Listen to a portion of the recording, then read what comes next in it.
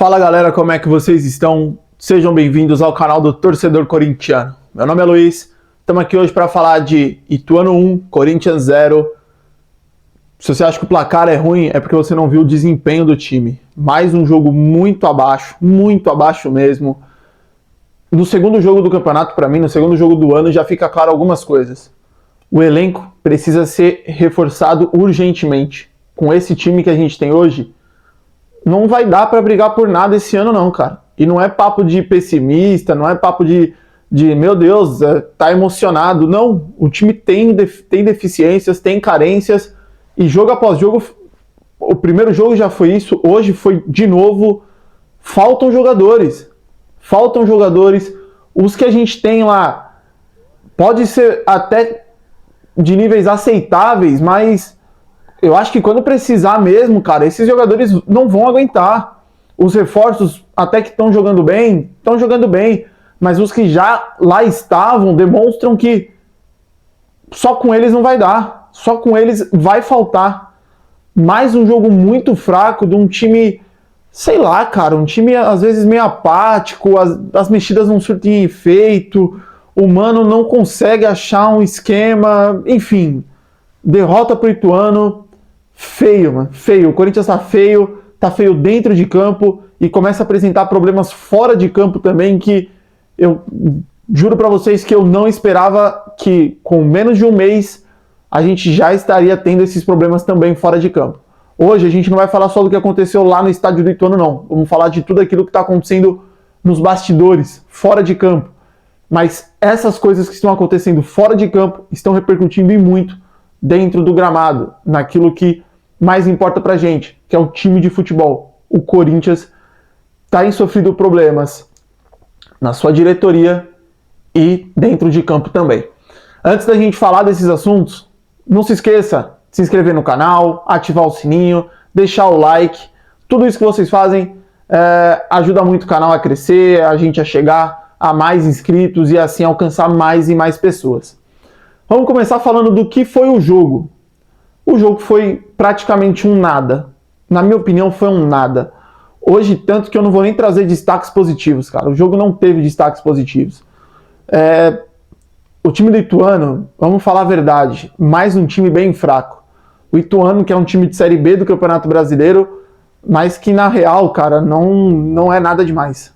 O Ituano foi criar um perigo pro gol do Cássio já no decorrer do segundo tempo. Uma bola sim perigosa, mas o Cássio foi fazer uma defesa, já tava, sei lá, na metade do segundo tempo.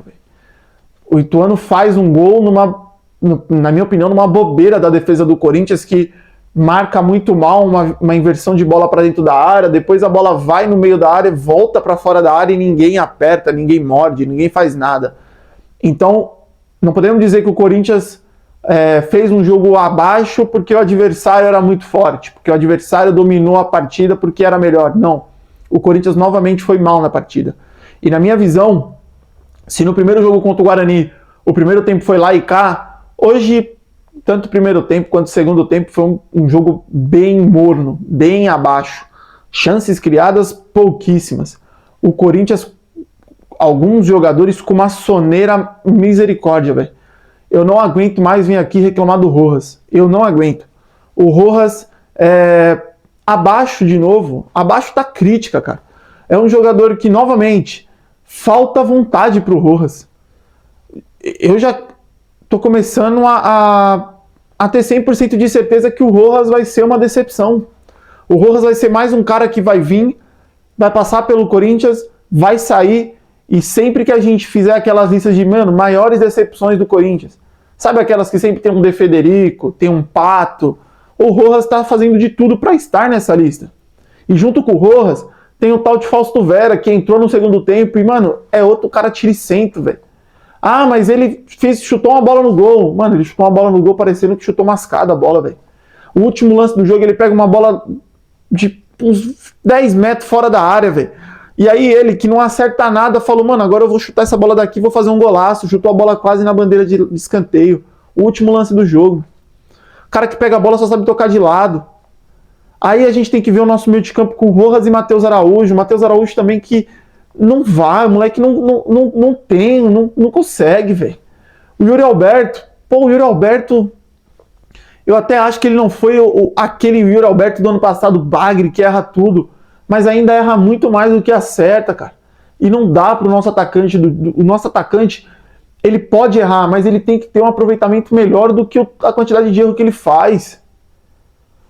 A gente olha o time e de ponto positivo, para falar a verdade, a gente tem um Ranieri que, eu até falei pro meu pai, falei, mano, esse cara, se continuar nessa pegada, ele vai cair nas graças do torcedor logo logo, porque é um cara que morde no meio de campo, dá carrinho, é raçudo, demonstra vontade.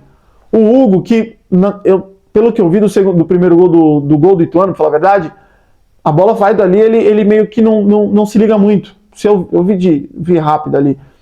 Mas também não deixa a desejar. E eu falei pra vocês, eu acho que no Campeonato Paulista tem que testar. Então, deu 2 jogos pro Hugo, vamos testar o Palácios no próximo jogo pra gente ver quem que a gente tem de lateral esquerdo. Mas no restante, hoje o Félix Torres errando algumas bolas, o Caetano também meio assim, o time todo do Corinthians muito abaixo.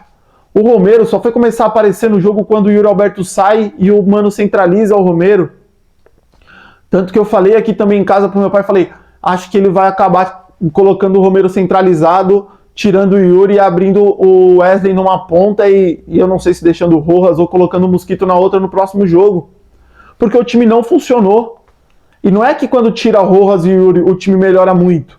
É que com o Rojas e o Yuri o time estava muito abaixo, estava muito mal.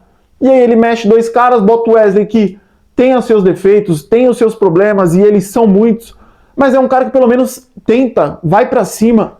Diferente do Rojas, que não faz nada, não cria, não participa. E aí o problema maior de tudo isso é, quando a gente olha pro banco, a gente vê que não tem jogadores. Se olha pro banco do Corinthians hoje, cara, devia ter uns 3, 4 cara careca que você vê assim, mano, o que esses cara careca tá fazendo aí? É garoto, moleque da base que estão ali compondo. Mas são moleques da base que, desculpa, não tem o futebol ainda. Pode ser que eu queime minha língua, mas ainda não é o cara pra você colocar pra jogar, velho. O Corinthians não pode depender desses caras. O Corinthians tá precisando mudar os jogos e tá tendo que colocar o Wesley, Mosquito, Fausto Vera, o moleque da base lá, volante. E com esses caras não vai arrumar nada. Hoje o Mano tira o Caetano e puxa o Ranieri pra defesa pra meio que dar uma criatividade.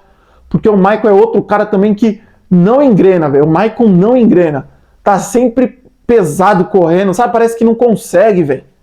O Corinthians foi novamente, cara, derrotado por um time que, na moral, não dá pra aceitar a derrota, velho.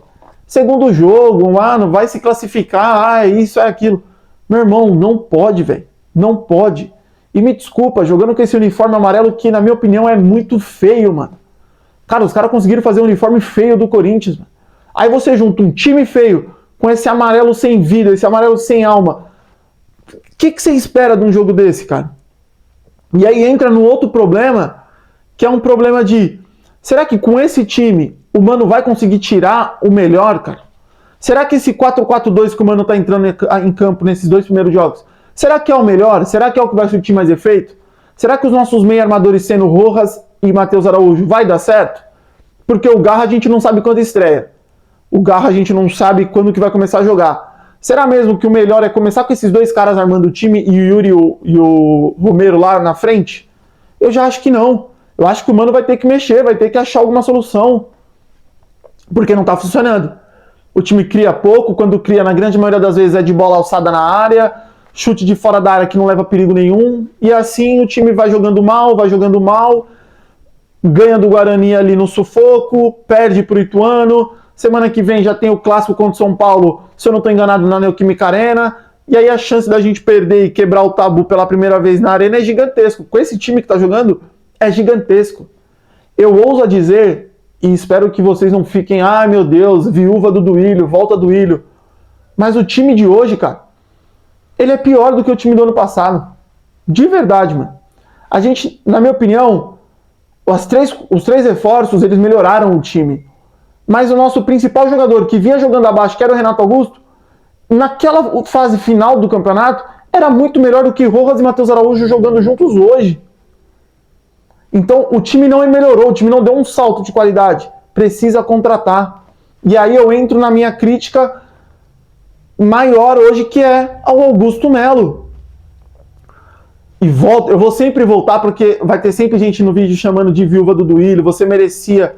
Se você acompanha o canal, você sabe que eu sou um dos maiores críticos da chapa Renovação e Transparência. Eu detestava, eu odiava tanto a chapa quanto o Duílio. Para mim, o pior presidente da história do Corinthians. Pedia a saída do Duílio há muito tempo atrás. Pedia mudança, pedia uma renovação no presidência ali. Uma novidade.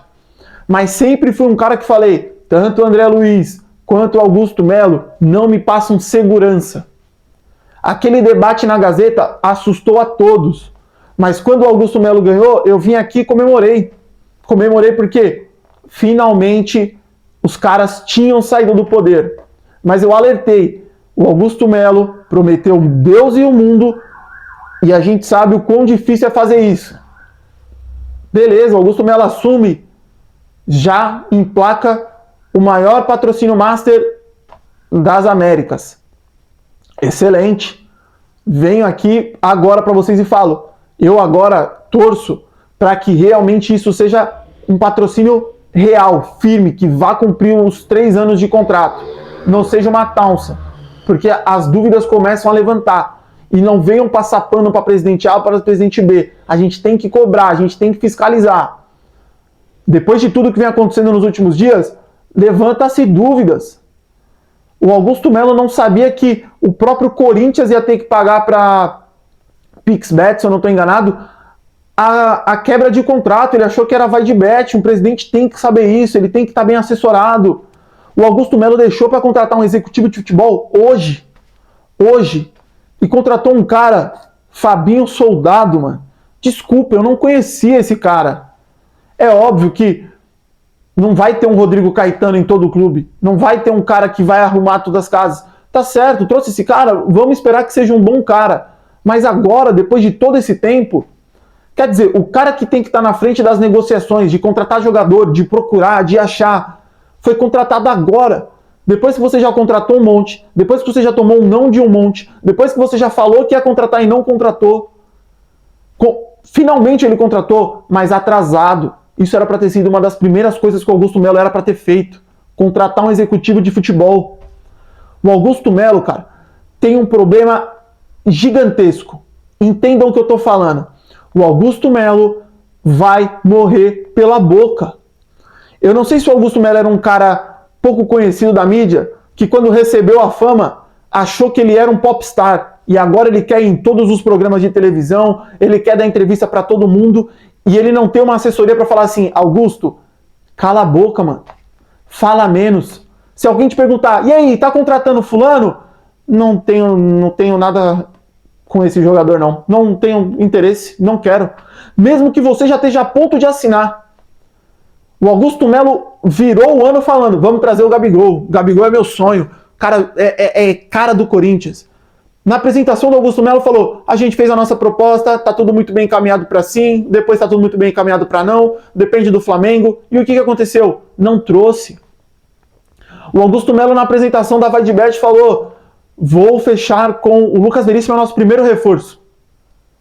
O Lucas Veríssimo foi pro Catar, porque o Lucas Veríssimo não tinha assinado o contrato. Como é que você fala que você tem algo se você não assinou um contrato? Como é que eu falo que eu comprei uma casa se eu ainda não assinei o contrato daquela casa? Eu comprei um carro, você já assinou? O banco já autorizou? Não. Então você não comprou um carro, o carro não é teu. E a partir do momento que você fala que o negócio é teu, aquilo tem que ser teu, não pode ter uma brecha. O caso do Mateuzinho é ainda mais vergonhoso, porque você traz um jogador, você coloca ele para treinar, num treino aberto para a torcida, e depois de tudo isso, o cara vestiu a camisa do time, o que acontece? A gente discorda de algumas cláusulas. Augusto Melo, as cláusulas têm que ser feitas enquanto você está negociando.